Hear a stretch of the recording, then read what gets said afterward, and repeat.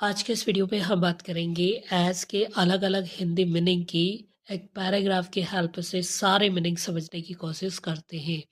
आइए वीडियो की शुरुआत करते हैं। As I was walking to the exam hall, जब मैं परीक्षा हॉल की ओर चल रहा था। तो मैंने यहाँ पर एज का मतलब लिखा है जब भी समय की बात होती है, टाइम की बात होती है, तो एज का मतलब हो जाएगा जब। I felt nervous as this exam was very important for my future. इसका हिंदी हो जाएगा, मुझे घबराहट हो रही थी। क्यों हो रही थी? क्योंकि यह परीक्षा मेरे भविष्य के लिए बहुत महत्वपूर्ण थी। अब यहाँ पर रीज़न शो हो रहा है, इसलिए एज का मतलब यहाँ पर होगा क्योंकि। I work hard as a student. अब यहाँ पर रोल की बात हो रही है, तो इसका देखो हिंदी होगा, मैं एक छात्र के रूप में मेहनत करता हूँ। किसके रूप में? छात्र के रूप में।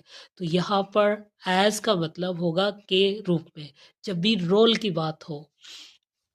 And try to follow my teachers advice as they guide me. अब इसका हिंदी हो जाएगा, और अपने शिक्षकों की सलाह मानने की कोशिश करता हूँ जैसा कि वो मेरा मार्गदर्शन करते हैं। अब यहाँ पर मैनर की बात हो रही है, इसलिए एज का मतलब होगा यहाँ पर जैसे कि। अगला देखते हैं। He encourage me and said do as I say and stay com. इसका मतलब हो जाएगा, उन्होंने मुझे हौसला दिया और कहा जैसा मैं कहूँ वैसा करो और शांत रहो। तो यहाँ भी जैसा वाला मीनिंग निकलेगा, क्योंकि यहाँ भी मैनर की बात हो रही है। किस तरह से करना है? जैसा मैं कहूँ। तो यहाँ पर एज का मतलब होगा जैसा मैं कहूँ या जैसा। He looked at me as though he were confident about my success. उन्होंने मुझे इस तरह देखा मानो वो मेरी सफलता को लेकर कॉन्फिडेंट हो।